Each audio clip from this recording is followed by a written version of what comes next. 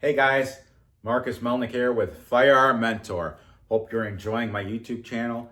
Don't forget to like, share, and subscribe. These little things are free to you and really help the channel. I appreciate your support. Enjoy. Thank you. The views expressed are not those of local community broadcasting, WYML LP, or its management, volunteers, or underwriters. And welcome to the Personal Safety Show. This is Marcus Melnick from Firearm Mentor and Stress to Logic, your host. And I'd like to start off with a positive thing that I participated in this past week. I went to a fundraising luncheon with Hunger Resource Network, or HRN. It was at Chevy Chase Country Club. It had they provide protein into various food pantries, and I have been a recipient of some of that food from a time in my life when I didn't have any income and I needed food and I needed housing, and I was an unhoused individual. So I really appreciate being able to give back now that I'm back on my feet. It was a wonderful event. Brent Novoselsky, former Chicago Bear and Minnesota Viking, and Niles North Viking, like I was, actually was the keynote presenter. And he was funny and warm and charming. And he's doing something with trying to get together an Israeli flag football team for the 2028 Olympics. I hope to have him on the show in the near future to talk about safety in sports and all of the great things that he is doing. Segueing, I love personal interactions. I love it when people comment and write in to the show, which happened. And even if it's a negative comment, I really appreciate taking the time to engage. So I had a negative comment that I want to talk about and address, because I think that I was, in the LGBTQ community, you say, don't misgender me. Well, I'm going to say, don't mispoliticize me. So in my last show, I criticized Governor Pritzker for calling on people to actually protest the new Trump administration.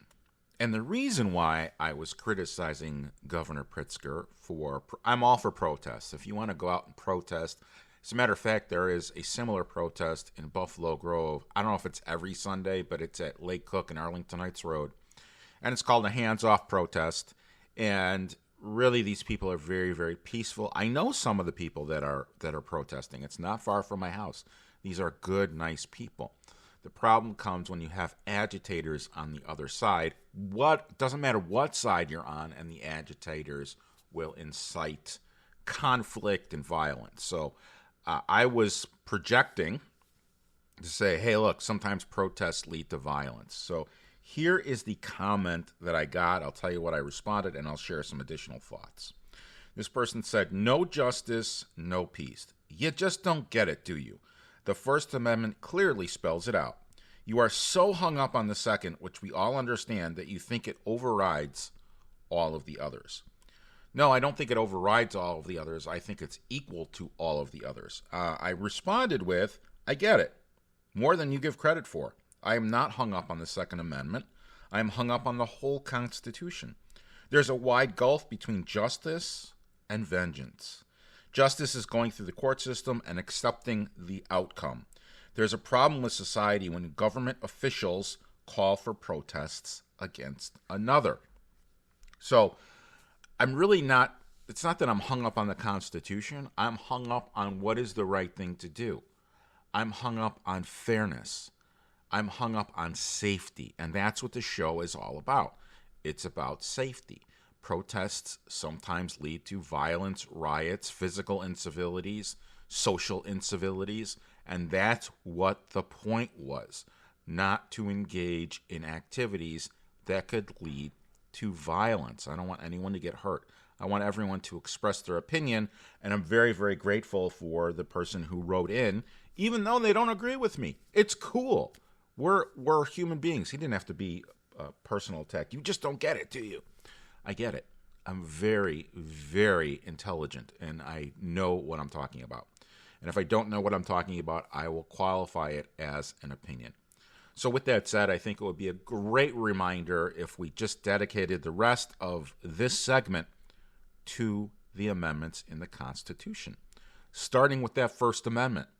The First Amendment says, and I am quoting, I'm reading it, Congress shall make no law respecting an establishment of religion or prohibiting the free exercise thereof or abridging the freedom of speech or of the press or of the right to the people to peacefully assemble and to petition the government for a redress of grievances.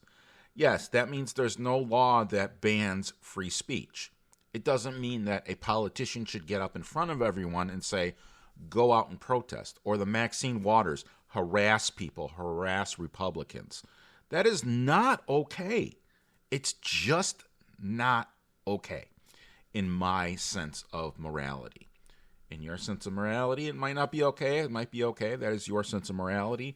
This is a show where I'm talking about safety, and the First Amendment does not call on politicians to call on people to protest. It says government cannot make a law banning protests.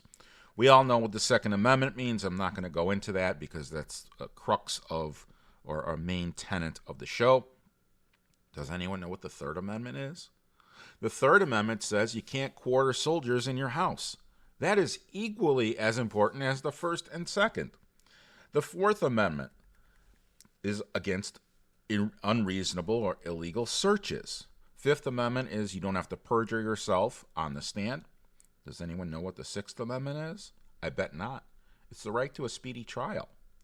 The Seventh Amendment, well, in suits at common law where the value and controversy exceeds $20, which is everything today, the right of trial by jury shall be preserved. So Seventh Amendment is trial by jury. Eighth Amendment, excessive bail shall not be required, excessive fines, no cruel and unusual punishments inflicted. The Ninth Amendment, the enumeration in the Constitution of certain rights shall not be construed to deny or disparage others retained by the people. What does that mean? Well, it says that United States citizens have far more rights than those currently listed, and their absence doesn't diminish their importance. The 10th Amendment says anything not covered by Congress is delegated to the states. Now, when we talk about President Trump, and I will criticize every single elected official. So when President Trump says we're going to eliminate a lot of the federal agencies like the Department of Education, which I will tell you I do not agree with. I do not think that the federal government should do away with the Department of Education or change funding to the Department of Education. I just don't. There you go. Now I criticize someone on the Republican side. Look, I do what's right and wrong, but the 10th Amendment is the crux of President Trump's perspective that if it's not in the Constitution, like the DOE is not in the Constitution, it should be relegated to the states. Now, when we talk about the DOE, there's also the Department of Energy. I don't want the states to regulate energy. I want the federal government to regulate energy. I haven't heard that he is actually getting rid of the Department of Energy, but that's one of those things where, hey, what's good for the goose is good for the gander. And I think that we should reestablish or continue the Department of Education. I would encourage everyone, once a year, July 4th, read the amendments to the Constitution. Understand the amendments to the Constitution. Do it on Memorial Day. Do it on Veterans Day.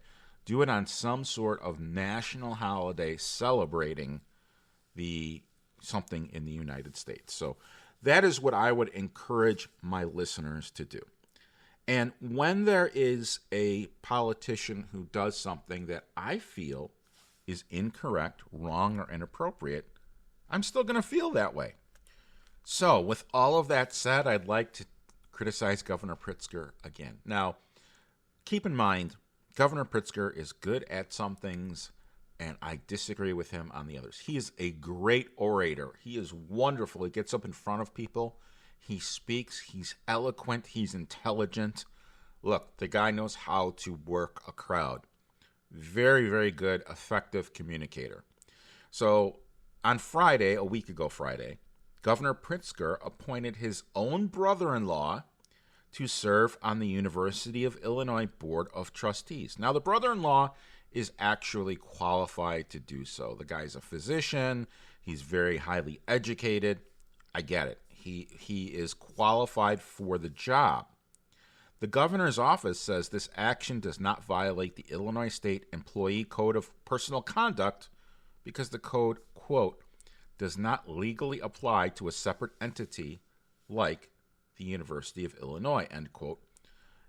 But it is certainly not a good look in a state struggling with public corruption. So optics, that's what we're talking about. Was he qualified? Probably. I mean, I'm not on the hiring committee. I don't know. But it looks like his credentials are pretty impressive. The point is, does it look good for an elected official to appoint a family member? Legal or not, is it the right thing to do? Is it good optics? I don't think so. I mean, if you want to apply the same litmus test as you do to President Trump, meaning, look, he shouldn't appoint the people who support him to positions. It's no different than Governor Pritzker appointing a family member to a appointed position. Now, it's an unpaid position, so there's no money going back and forth. So that, in my mind, that kind of lessens the egregiousness of this type of thing. But, dude, I don't think that should have happened. That's my opinion. Like I said before, I will tell you if something is my opinion. That is my opinion. The fact is, he appointed his brother-in-law to serve on the U of I Board of Trustees, but at the same time, I don't think it is a good look. We're going to pause for a little break. I want my listeners to know that this is my dream, teaching people about safety. If it weren't for you, if it weren't for my listeners, I couldn't live my dream. So on behalf of my family and myself, I want to thank each and every one of you for allowing me to live my dream. And I also want to continue to live my dream, and I'm excited to continue to spread the word of safety. Recently, I began a new service as a conference keynote speaker. So if anyone would like for me to speak at future events, or if anyone knows of an introduction or would like to discuss how we can work with one another, I'd love to do just that. The keynote speaking website is www.stress2logic.com. That is STRESS2logic.com. If you're aware of any conference speaking engagements where you'd like to have me speak, I'd love an introduction. You can always share my electronic business card, which is Marcus Melnick, MarcusMelnick.com. Now, back to the show. Greetings and welcome back to the Personal Safety Show. So now that we're done with criticizing Governor Pritzker, I want to criticize former President Biden. According to Texas Gun Rights, which is a gun organization in Texas, a declassified report reveals Biden marked gun owners as domestic terrorists. Again, an act by an elected official or elected officials' people. That is not okay. A newly declassified report, and you can look it up via Tulsi Gabbard, has confirmed what gun owners and conservatives have feared all along. The Biden-Harris administration weaponized federal agencies to target lawful gun owners using the pretext of combating domestic terrorism to justify increased surveillance and regulation of Second Amendment supporters. The document, which was declassified on April 16, 2025 by National Intelligence Director Tulsi Gabbard, exposes how the administration casts broad suspicion on gun owners, treating them as potential domestic extremists. The result was a campaign of harassment, regulation, and surveillance that had less to do with stopping actual threats and more to do with curbing constitutional freedoms. The report details how the administration's domestic terrorism framework blurred the lines between law-abiding citizens and criminal elements, lumping everyday gun owners, many of whom simply cherish their Second Amendment rights, into the same category as genuine threats. Under this scheme, federal agencies were encouraged to monitor those who expressed strong pro-Second Amendment views or who were critical of federal gun control measures. Gun ownership itself became a red flag, an excuse for further scrutiny, regardless of an individual's history or criminal record. Legal firearm purchasers, especially those buying multiple guns or certain types of firearms, faced increased tracking and data collection under the guise of national security. The so-called fight against domestic extremism became a convenient cover for advancing a gun control without passing new legislation. Critics argue, now these critics are probably tracked by the U.S. government, but critics argue that this approach is a gross violation of constitutional rights. This is what happens when the government weaponizes fear against its own citizens, said Chris McNutt, president of Texas Gun Rights. Gun owners were painted as dangerous, not because of anything they did, but because of what they believe and the rights they chose to exercise. Absolutely Orwellian. It's kind of going along the lines of the First Amendment. Kind of. The revelation confirms suspicions that the Biden-Harris administration wasn't content to wait for Congress to pass more gun control laws. It was using the federal bureaucracy to do the job quietly. The ATF's overreach, the DOJ's lawsuits, and the push for dealer and firearms rules were all part of a broader effort to create a chilling effect. Gun owners were meant to feel watched, harassed, or concerned, a form of soft tyranny meant to erode the gun culture from within.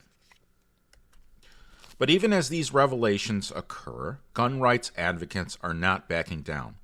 Organizations like TXGR, that's the Texas Gun Rights Group, and the National Association for Gun Rights, NAGR, have been at the forefront of fighting these abuses. Their response is clear. Abolish the ATF, repeal unconstitutional laws like the NFA, the National Firearms Act, and fight back against bureaucratic overreach at every level. The declassified report is a wake-up call. It shows just how far anti-gun politicians will go to undermine the Second Amendment, even if it means turning a federal law enforcement agency against their own citizens. Gun owners aren't the problems, they're the ones standing between freedom and tyranny.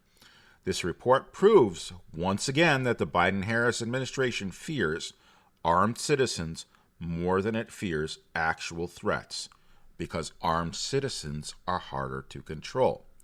The fight for the Second Amendment is far from over. In fact, with this revelation, it's just heating up. Now, as you guys know, I am a public figure. I'm going to see if I can locate that report. Folks, I paused the recording to look up the report, and I found it immediately. So if you're interested in reading it, I'm going to go through it and give you the highlights. But if you're interested in getting a copy, all you have to do is Google Strategic Implementation Plan for Countering Domestic Terrorism, and it's part of Executive Order 13526. It was declassified in full on April 9th. Now, there are redactions in this, so I understand that. And as I go through this, I'm going to give you the highlights. Well, folks, I just went through that 15-page report. I paused the recording to go through it. And I am very disappointed to report that what I just said was a bunch of hooey. So the 15-page report, there's not much in it that really says gun owners are a problem or we're going to watch gun owners. Now, it may be that this report started that, and I get that, but the report does not identify gun owners as a problem. Let me tell you what the report says. It has 4 pillars to reduce domestic terrorism. Pillar 1 is to understand and share domestic terrorism-related information, and one goal is to enhance research and analysis. Another is to improve information sharing across all levels as well as outside the federal government, so there's information sharing. Another strategic goal is to illuminate the transactional aspects of domestic terrorism.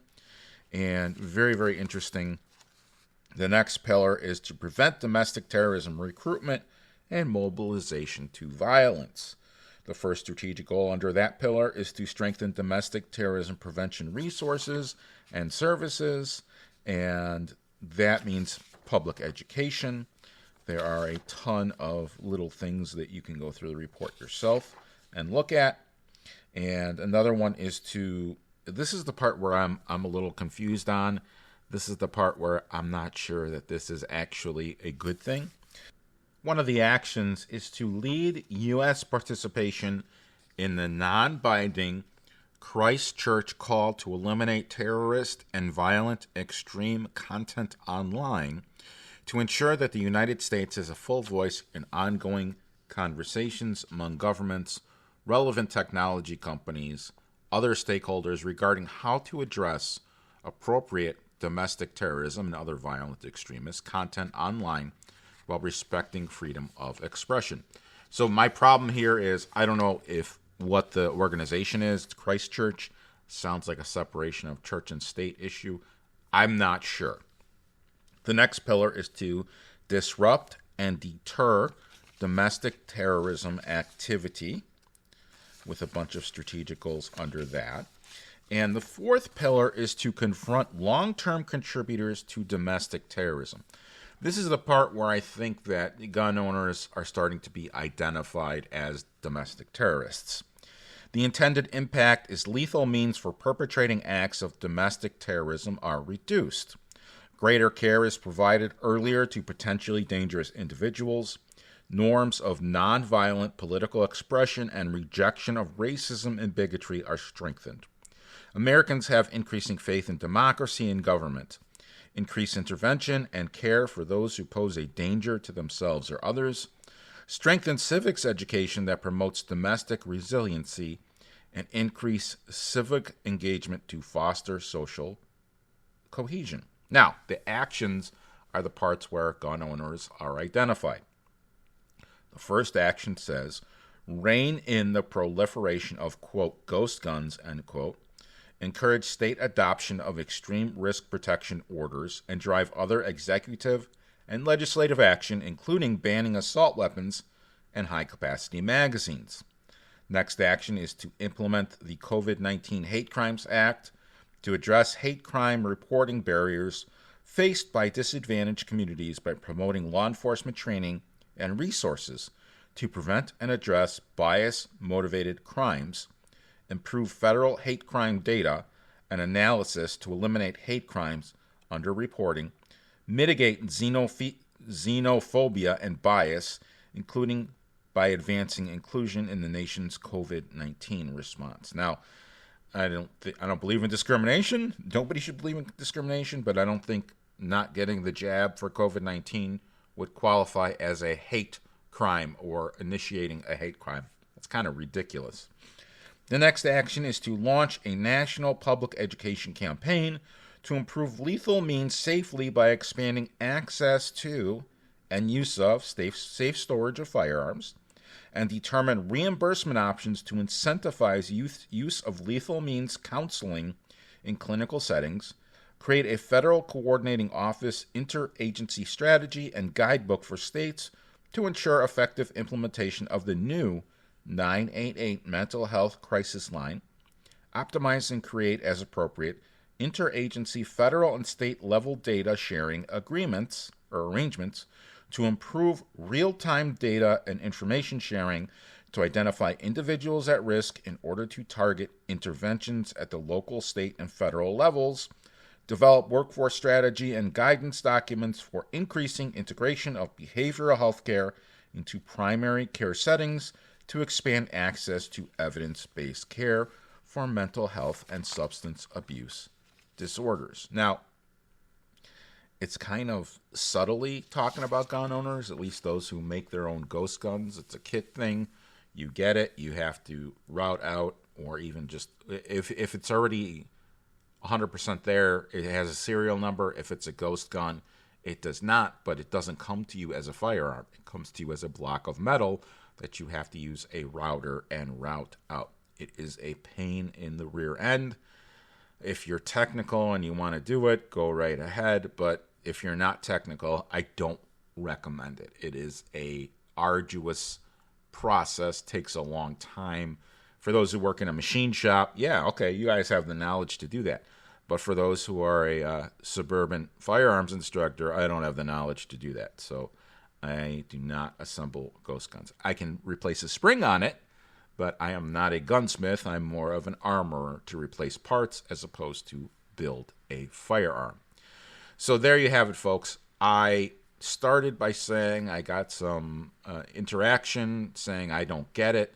I hope this episode demonstrates that I do get it. I do criticize wrong things in government. I don't care what the party is. So I do get it.